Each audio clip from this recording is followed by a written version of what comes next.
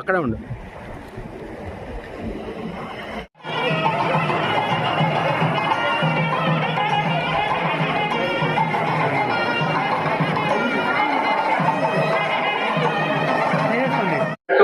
ఆ ప్రియంబల్ని రాయటం, అలాగే రాజ్యాంగం కూడా ప్రతి ఒక్కరికి వర్తించేటట్టు ఏ వ్యక్తిని కానీ సంస్థను కానీ వదిలిపెట్టకుండా ప్రతిదీ అందులో ఇంక్లూడ్ చేసి ప్రపంచంలోనే అతిపెద్ద లిఖిత పూర్వక రాజ్యాంగం మన భారతదేశంది. అలాగే జనాభాలో కూడా మన భారతదేశం అన్నిటికంటే ముందుంది, అవునా? కాబట్టి ఇవి భారత రాజ్యాంగం అనేది మనకి ఏమి నేర్పిస్తుందా? 11 నెలల 18 రోజులు కష్టపడి ప్రపంచంలో ఉన్న రాజ్యాంగాలను అన్నిటినీ వాళ్ళు ముందు పెట్టుకొని చదివి, క్లియర్గా చదివి, మన భారతదేశ పరిస్థితులకి ఏవి అనుకూలంగా ఉంటాయి, ఏది మంచి జరుగుతుంది, అన్ని రకాలుగా ఆలోచించి వాటిని అందులో పొందుపరిచి భారతదేశానికి అంకితం ఇవ్వడం జరిగింది మనందరికీ. కాబట్టి ఇందులో మనకి అన్ని రాజ్యాంగాల్లో ఉన్న కొద్ది మంచి విషయాల్ని తీసుకోవడం, పొందుపరిచి మనం భారతదేశాన్ని పెద్దలు అనేవాళ్ళు కలగూర కంపలాగా ఉండేది అని, అంటే అన్ని విషయాలు కూడా అందులో ఉంటాయి అని, అంటే ఏ వ్యక్తిని వదలకుండా, ఏ సంస్థని వదలకుండా అన్ని రకాల విషయాలు అందులో పొందుపరచడం జరిగింది. కావచ్చు ఒక స్టూడెంట్స్ గురించి కావచ్చు, ఒక వ్యాపారవేత్త గురించి కావచ్చు, ఒక సంస్థ గురించి కావచ్చు, మీ డ్యూటీస్ ఏంటనేది ప్రతిదీ, ప్రతి ఎంప్లాయీ గురించి కావచ్చు, ఒక ఇండివిజువల్ వ్యక్తి కావచ్చు, ఇలా అన్ని రకాల వ్యక్తుల్ని గురించి అందులో పొందుపరిచి భారతదేశానికి ఇప్పుడు ఒక సూత్రధారిగా మారిన రాజ్యాంగ దినోత్సవాన్ని మనం ఈ రోజు జరుపుకుంటున్నాం. ఇందులో చాలా మంది కాంపిటీషన్స్ లో కూడా పార్టిసిపేట్ చేశారు, వాళ్ళకు కూడా ప్రత్యేక అభినందనలు తెలియజేస్తున్నాను. కాబట్టి మనకి 76వ రాజ్యాంగ దినోత్సవం సందర్భంగా మిమ్మల్ని అందరినీ కలుసుకోవడం కూడా చాలా ఆనందంగా ఉంది. కాబట్టి మనం ఎప్పుడైతే రాజ్యాంగం గురించి మాట్లాడేటప్పుడు రైట్స్ మాత్రమే గుర్తొస్తాయి, వాటితో పాటు మనం డ్యూటీస్ ని, అలాగే ఆదేశిక సూత్రాలు కావచ్చు, వీటన్నిటిని కూడా పాటించాలని ఈ సందర్భంగా తెలియజేస్తూ, పిల్లలందరూ మీరు స్కూల్కి ఎందుకు వస్తున్నారు అన్నది ఒకసారి గమనించుకోండి. యాజ్ ఎ స్టూడెంట్ గా మనం వచ్చినప్పుడు మన కర్తవ్యాన్ని కరెక్ట్గా నిర్వర్తిస్తున్నామా లేదా, మన సబ్జెక్ట్ మనం కంప్లీట్ చేసుకుంటున్నామా లేదా, అలాగే మనకి ఏదైనా వర్క్స్ అసైన్ చేస్తే వాటిని కంప్లీట్ చేస్తున్నామా లేదా, తల్లిదండ్రులకి మనకు రెస్పాన్సిబిలిటీగా ఉంటున్నామా లేదా అన్నది ఒక్కసారి గమనించండి. ప్రతి ఒక్కరు ఇక్కడ ఉన్న పిల్లలందరూ వాళ్ళ తల్లిదండ్రులు మిడిల్ క్లాస్ లేదా బిలో మిడిల్ క్లాస్ ఉంటారు, కానీ వాళ్ళు ఎంత కష్టపడుతున్నారో మిమ్మల్ని స్కూల్కి పంపించడానికి, దాన్ని కూడా గమనించి ప్రతి ఒక్కరు మీకు ప్రత్యేకంగా మీరు శ్రమించాల్సిన అవసరం లేదు. మీకోసం మీరు శ్రమిస్తేనే మీరు కూడా అభివృద్ధి చెందుతారు, అలాగే చదువుకోవడానికి కూడా మీకు టైం సరిపోతుంది. కాబట్టి ప్రతి ఒక్కరు ఇప్పటి నుంచి అయినా వికసిత్ భారత్ గా మనం చూడడానికి 2047కి టార్గెట్ పెట్టుకున్నాం. కాబట్టి ప్రతి ఒక్కరు దీని పరంగా కూడా రాజ్యాంగాన్ని ఆమోదించారమ్మా. ఏంటి ఆమోదించారు? అది ఎవరి ఆధ్వర్యంలో అమ్మా? ఇప్పుడు దాకా సార్ వాళ్ళు ముగ్గురు చెప్పారు. ఎవరి ఆధ్వర్యంలో? డాక్టర్ బిఆర్ అంబేద్కర్ గారు చైర్మన్ గా ఉన్నారు. తర్వాత బివి రావు గారు సలహాదారుగా ఉన్నారు అప్పట్లో. అదేవిధంగా ఇలాంటి వాళ్ళతోటి ఇది జరిగింది. 2015 మన ప్రధానమంత్రి గారు రాజ్యాంగ దినోత్సవాన్ని ప్రత్యేకంగా 2015 నుంచి నవంబర్ 26న 2015 నవంబర్ 26వ తేదీ నుంచి మనకి గజెట్ గా ఆమోదించబడింది. Friends, my name is Sanjan Lassi. I am studying 9th class. Today is Indian Constitution Day. Is celebrated on 26 November every year. It's also called National Constitution Day. The Constitution of India is adopted on 26 November 1949. It came into effect on 26 January 1915. Dr. B.R. Ambedkar is known as father of the Indian Constitution. The first head of the India 395 articles, 18 schedules, 22 parts. Its present 445 articles, 12 schedules, 25 parts. The Constitution of India most important article is 32nd article, right and move Supreme Court directly. If your fundamental rights are moved, it acts as a heart and soul of the Constitution. The Constitution declares India as a sovereign, socialist, secular, democratic and republic. It guarantees fundamental rights to all citizens. It defines the responsibilities and duties of citizens. The Indian Constitution is the longest written constitution in the world. This day is celebrated to honor the makers of the Indian Constitution. Constitution Day is inspired us to uphold justice, equality and liberty. Thank you. 1949 November 26 and came into force effect on 26 January 1950, a day we celebrated as the first Republic Day. This document outlines how the country is to be governed, the right to its citizens and its responsibilities of the government. Dr. B.R. Ambedkar, known as the father of the Indian Constitution and also chairman of the drafting committee. The Constitution is the longest written constitution in the world, reflecting India's diversity. It borrowed features from many other constitutions, such as the parliamentary system from Britain, fundamental rights from USA, while tailoring them to Indians' needs. The Constitution was prepared in 2 years, 11 months, 18 days. Thank you for giving this opportunity. And dear students, so today we have gathered here to celebrate the Constitution Day. And as you know, this day is of immense significance in our country. And one more thing, I don't want to waste much of your time because already we are running short of our time. So in this aspect, I want to bring out your kind attention. Generally, we have studied that the drafting committee chairman is none other than Baba Saheb Ambedkar. So when this drafting committee was formed, there are so many legal immunities at that point of time. Even Jawaharlal Nehru was and Jawaharlal Nehru's father, Motilal Nehru. And even Gandhiji was also very, very well versed at law. He's a barrister at law and he has his education at England. And apart from Ambedkar, so many legal immunities was there. Then why only Dr. B.R. Ambedkar was given the opportunity to draft the constitution? So here I want to quote from T. Krishnamachari, who was also the member of the drafting committee. Why only Ambedkar was given the chance to head the drafting committee and why not others?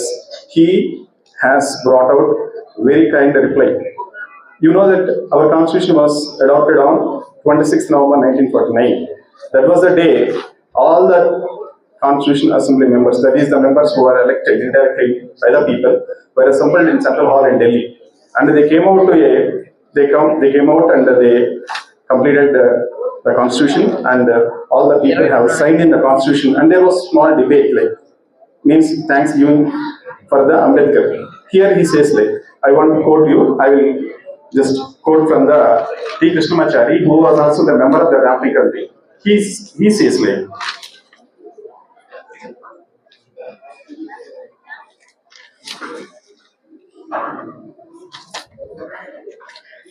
so I am reading, this is from the archives, and this was the reply given by T. Krishnamachari about Dr. B.R. Ambedkar, why he was selected and why only Ambedkar was given the chance and why the constitution came out very beautifully in spite of, we know that we have 7 members in the drafting committee, but why the responsibility has been shouldered on Dr. B.R. Ambedkar.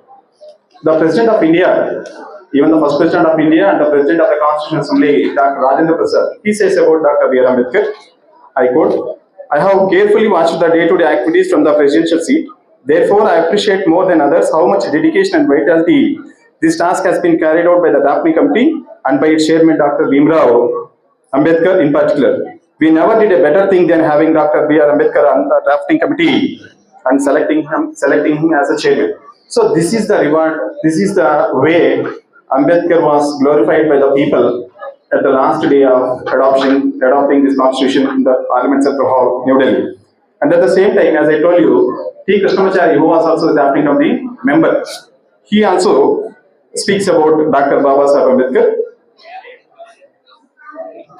He says that this is from the archives and this is from T. Krishnamachari. He says about Dr. B.R. Ambedkar. Out of the 7 members selected to prepare the draft constitution. So you know that the draft committee consists of 7 members. 1 resigned, 1 died, 1 left for America, 1 was busy with his work in a princely state, and 1 or 2 lived away from Delhi. Some has to be excused for health reasons. Dr. Ambedkar was the only one who had to bear the burden. So this is the statement from T. Krishnamacharya. Why I am saying all this means, so Ambedkar was given a golden opportunity, and moreover, he has brought out a very brilliant constitution. Why? Because writing constitution to a country like India is not an easy task. Why? Because India is different with multiple languages, vast diversities, and moreover, he has worked very hard. Why? Because as our principal sir and our chief guest was saying that already it lasted for 3 years. To be precise, it lasted for 2 years, 7 months, and 18 days. The constitution was prepared. So constitution preparing is different, and drafting company is different, and the responsibility of Ambedkar was completely different. So with this, I thank our principal for giving this opportunity. Thank you, sir. Thank you. Others. Finally, this day tells us about justice, equality, and liberty for all. Thank you for giving me this golden opportunity. భావాలు ఏమున్నాయంటే స్వేచ్ఛ, సమానత్వము, సౌభ్రతం. స్వేచ్ఛ అంటే దేశంలో ఉన్నటువంటి దీని ముఖ్య విషయం గమనించారు ఇక్కడ. జాన్ లాక్ ఈయన ఒక మాట్లాడారు మొదటి అన్ని దేశాలను గమనించినట్లయితే ఈ స్వేచ్ఛ, సమానత్వ, సౌభ్రత విషయంలో మనకు ఒక 1947 బిఫోర్ మనకు ఇంగ్లాండ్ వాళ్ళు ఎప్పుడైతే ఫ్రీడమ్ ఇస్తామన్నారో అప్పటికి మనకు కూడా ఒక ప్రత్యేక రాజ్యాంగం కావాలని గమనించడం జరిగింది. ఇందులో అతి ముఖ్యమైన సభ్యులు కూడా డాక్టర్ బిఆర్ అంబేద్కర్ గమనించుకోవచ్చు అనమాట. సో దీన్ని బట్టి ఇక్కడ ముఖ్యంగా భారత రాజ్యాంగంలో ఏమిటంటే సార్వభౌమ, సామ్యవాద, లౌకిక, ప్రజాస్వామ్య, గణతంత్ర రాజ్యం అని. అంటే ఎక్కడికి ఏమొస్తుంది ఇక్కడ అంటే భారతదేశంలో ఏ దేశం కూడా ఏ దేశానికి కూడా లోపలి కొనుక్కున్న సార్వభౌమత్వము, సామ్యవాదం అంటే దేశంలో అందరూ కూడా సమానమైనటువంటి హక్కులు, విధులు ఉండే విధంగా, అదే విధంగా మత విషయంలో కానీ అదే అన్ని విషయాల్లో కూడా అందరూ కూడా స్వేచ్ఛ, సమానత్వం, సౌభ్రత్వం కలిగే విధంగా ఏర్పాటు చేయడం జరిగింది. అందువల్ల ఈ రాజ్యాంగంలో మనం గమనించినట్లయితే ప్రజలంతా కూడా స్వేచ్ఛగా, సమానత్వం ఇప్పుడు కూడా చూస్తున్నారు. ప్రపంచంలో అనేక దేశాలు కూడా ప్రజాస్వామ్యం ఉన్నప్పటికీ ప్రపంచంలో అతిపెద్ద ప్రజాస్వామ్యం భారతదేశము ఇప్పటికీ కూడా ప్రజాస్వామ్యం సక్సెస్ఫుల్ గా అమలు జరుగుతుంది. దీనికి బలమైన కారణం ఏంటంటే భారతదేశ రాజ్యాంగం అంటే బలమైనదిగా మనం ఇక్కడ గమనించుకోవచ్చు. సో ఎనీవే టైం అంతా అయిపోయింది కాబట్టి ఈ అవకాశం ప్రిన్సిపల్ గారికి ఒకసారి ధన్యవాదాలు తెలుపుకుంటూ నా ప్రసంగంతో రాజ్యాంగ దినోత్సవ శుభాకాంక్షలు. దివిజైన రాజ్యాంగము ఇది సాటి లేని రాజ్యాంగము, బలమైన రాజ్యాంగము మన భారత రాజ్యాంగము. దివిజైన రాజ్యాంగము ఇది సాటి లేని రాజ్యాంగము, బలమైన రాజ్యాంగము మన భారత రాజ్యాంగము. భారత రాజ్యాంగము ఇది బలమైన రాజ్యాంగము, భారత రాజ్యాంగము ఇది బలమైన రాజ్యాంగము. కుల మత భేదాల తాపు లేదు, ధనిక పేదల తేడా లేదు. కుల మత భేదాల తాపు లేదు, ధనిక పేదల తేడా లేదు. ప్రజల సంక్షేమం ప్రభుత్వ లక్ష్యమని చాటి చెప్పే రాజ్యాంగము, ప్రజల సంక్షేమం ప్రభుత్వ లక్ష్యమని చాటి చెప్పే రాజ్యాంగము. భారత రాజ్యాంగము ఇది బలమైన రాజ్యాంగము, మన భారత రాజ్యాంగము ఇది బలమైన రాజ్యాంగము. ప్రజల చేతులకే అధికారం ఇచ్చి ఒడిలో ఒదిగిన రాజ్యాంగము, ప్రజల చేతులకే అధికారం ఇచ్చి ఒడిలో ఒదిగిన రాజ్యాంగము. ప్రాథమిక హక్కులు విధులను సగి ధాన్యము కాపిన రాజ్యాంగము, ప్రాథమిక హక్కులు విధులను సగి ధాన్యము కాపిన రాజ్యాంగము. భారత రాజ్యాంగము ఇది బలమైన రాజ్యాంగము, మన భారత రాజ్యాంగము ఇది బలమైన రాజ్యాంగము. అట్టడుగు జతులను లేవనెత్తి అందగట ఛాయలను రూపుమాపి, అట్టడుగు జతులను లేవనెత్తి అందగట ఛాయలను రూపుమాపి, స్త్రీలకు పిల్లలకు గౌరవమిచ్చిన రాజ్యాంగము, స్త్రీలకు పిల్లలకు గౌరవమిచ్చిన రాజ్యాంగము. రాజ్యాంగము మన భారత రాజ్యాంగము ఇది బలమైన రాజ్యాంగము. ప్రజలందరికీ స్వేచ్ఛల పరిమితి రాసి ఉంది, ప్రజలందరికీ స్వేచ్ఛల పరిమితి రాసి ఉంది. లౌకిక తత్వం, మానవత్వం, కలబోసిన దృఢ రాజ్యాంగము లౌకిక తత్వం మానవత్వం కలబోసిన దృఢ రాజ్యాంగము భారత రాజ్యాంగము ఇది బలమైన రాజ్యాంగము మన భారత రాజ్యాంగము ఇది బలమైన రాజ్యాంగము భారత రాజ్యాంగము ఇది బలమైన రాజ్యాంగము భారత రాజ్యాంగము ఇది బలమైన రాజ్యాంగం. ధన్యవాదాలు.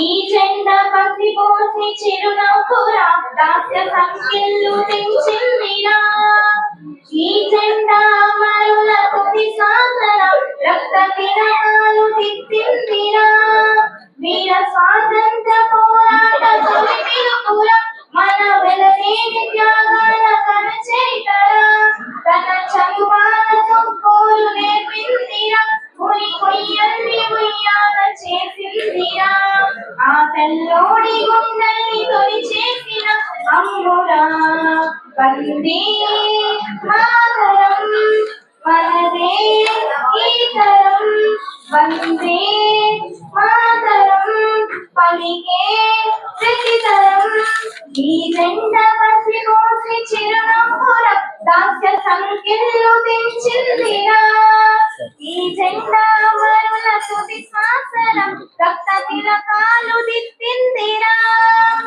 ఈ ప్రాణాలు పోసింది ఆ తల్లిరా తన దేశాన్ని ధైర్యాన్ని పంచిందిరా మనమేమిస్తే తీరేను హారుణమురా ఇక మనకేమి ఇచ్చిందని అడగొద్దురా భారతీయులుగా పుట్టాము ఈ జన్మకిది చాలురా వందే మాతరం మనమే ఈ తరం వందే మాతరం పలికే ప్రతితరం ఈ జెండా పసిపోసి చిరునవ్వుర దాస్య సంఖ్యలు తెంచిందిరా ఈ జెండా మరుల తుది సాధన రక్త తిరగాలు దిద్దిందిరా వెన్ను చూపని ఉప్పు సైన్యానికే సలామురా మంచు మల్లెల శాంతికపోరా నెత్తుతి తడిలో తడిసిన చెక్కు చెదరని ఐకమత్యం ఒకటి సవాలురా మానవుడే మావేదం దేశమే గతి బాగుపడునోయ్ తిండి కలిగితే కండ కలగోయ్ కండ కలవాడేను మనిషోయ్ దేశమును ప్రేమించమన్నా మంచి అన్నది పెంచమన్నా పాడి పంటలు పొంగి పొరలే పాడి పంటలు పొంగి పొరలే దారిలో నువ్వు పాటు పడబోయ్ పాడి పంటలు పొంగి పొరలే దారిలో నువ్వు పాటు పడబోయ్ తిండి కలిగితే కండ కలగోయ్ కండ కలవాడేను మనిషోయ్ తిండి కలిగితే కండ కలగోయ్ కండ కలవాడేను మనిషోయ్ దేశమును ప్రేమించమన్నా మంచి అన్నది పెంచమన్నా. Thank you sir. ఒకసారి గట్టిగా చెప్పట్లు.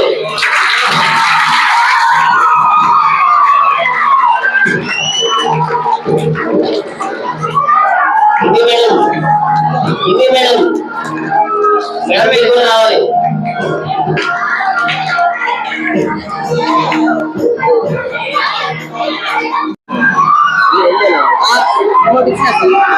తర్వాత మనకి సెంట్రల్ మీనింగ్ ఫ్రీడమ్ వస్తుంది సార్.